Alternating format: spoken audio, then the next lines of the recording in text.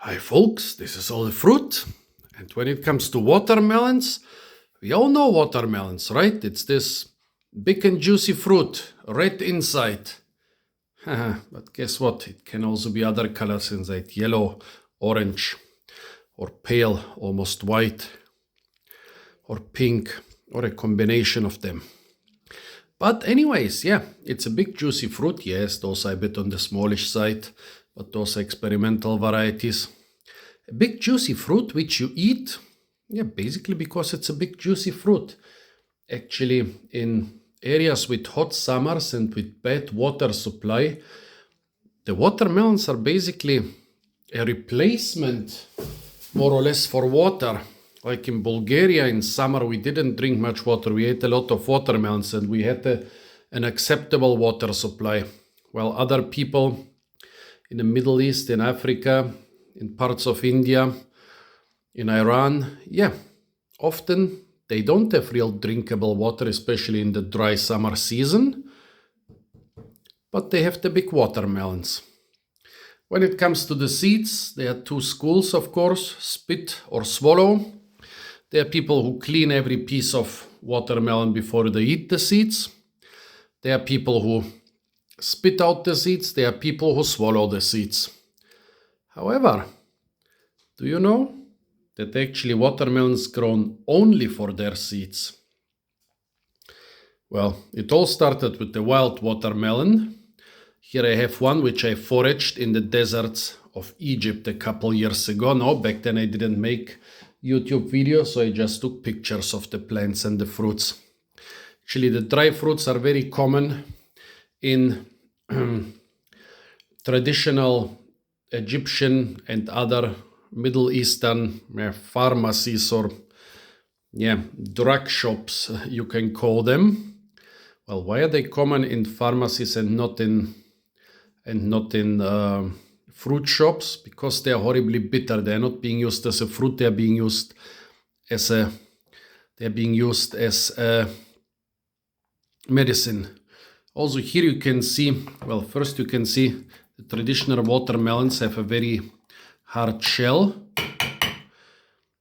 They have 3 carpels, just like the modern watermelons. Well, actually I could cut one of those watermelons to show you. Oh, okay, that was a bad idea. I should have cut it. Before the video started. Okay. Well, and of course a couple slices are missing from this one, but you can still see 1, 2, 3 carpels. Well, here you see a couple more subdivisions, so it's not as clear as with most watermelons. But anyways, here are the carpels in this watermelon. It's incredibly bitter. I mean, I can try it.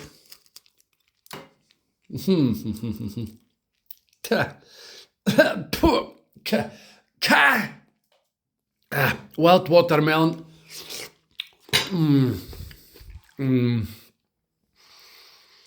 If you have the bad luck to try it, oh my, I need more.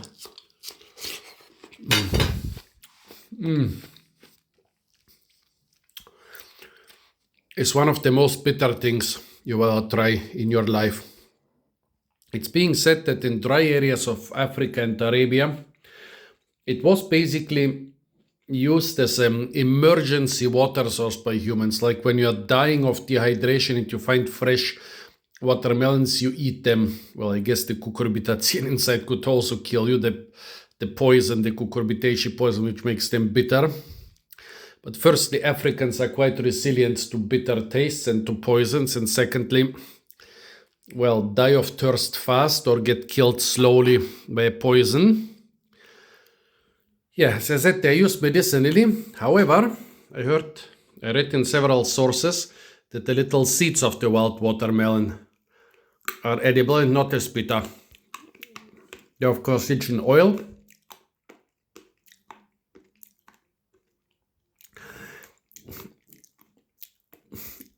Those pasties lied to me. The seeds are also bitter. Not as bitter as the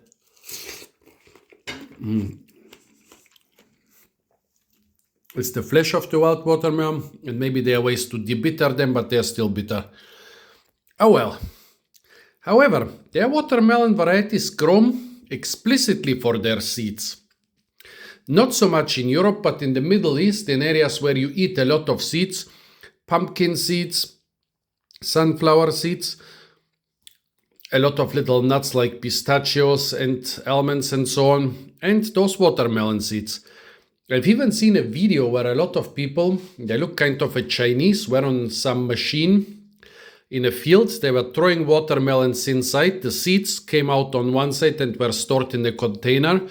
The pink pulp came out on another side and they didn't even use it for anything. It basically ran immediately back on the field. I guess the watermelon varieties which are being bred mostly for the seeds are maybe not so tasty, but still, couldn't you have caught all this pulp and, I don't know, fermented it into an alcoholic drink, or if you are Muslims, maybe made it into biofuel? Okay, most Muslim countries have enough fuel anyways. Or made some fresh juice from it. Was the taste so bad, or maybe was it not worth the effort? They collected only the seeds, not the pulp. Those were basically completely shredded, and they collected the seeds. I tried watermelon seeds once or twice, but, well, I see why people eat pumpkin or sunflower or other seeds. I don't see the hype with watermelon seeds. As I said, they are popular in some countries in Asia. And here I bought two different varieties from an Iranian or Persian shop. Those seem to be quite plain, while those are covered with some sort of, I tried one, very salty cover. This red thing is not part of the watermelon seed. It's some mix of salt and something else which is red. Let's try those watermelons first. One plain, they are not completely plain. Those are also boiled with salt.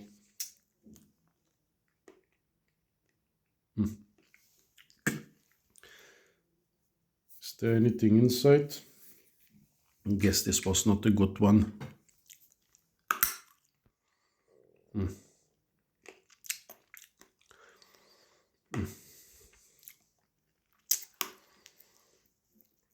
Okay, I got something out of this.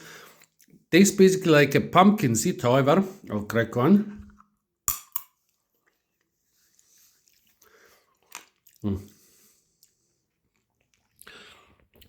There you can see a bit of the edible stuff.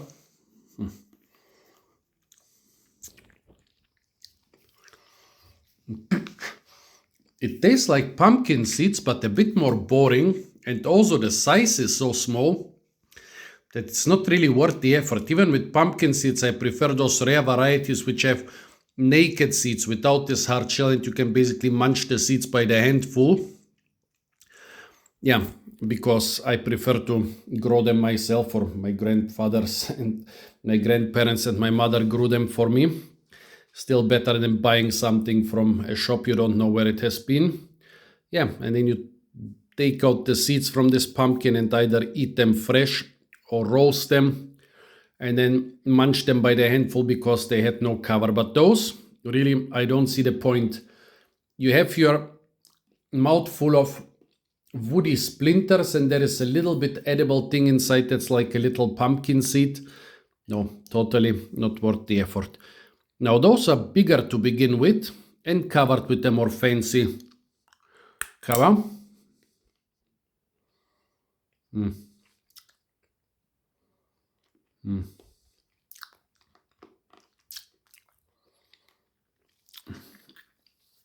Was even a seed inside?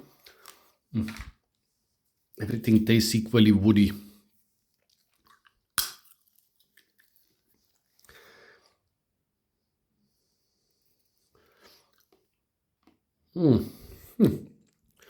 So those little flat pieces, the whitish ones, are part of the seed. Yeah, they're the edible part, but they almost feel like the hard shell pieces in my mouth. Okay, those are a little bit better because they are bigger. It's still here. Again, the white part is edible. No. Similar in taste to a pumpkin seed, but smaller.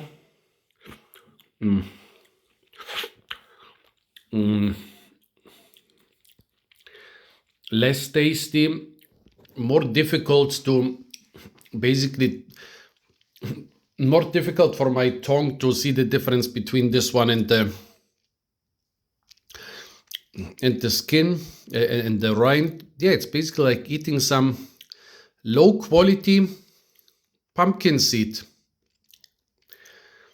I still think it's not worth the effort, folks. Also, the other thing is with the pumpkin, you have the outer rind, the thick, juicy, tasty rind which you eat, and the seeds are in the middle.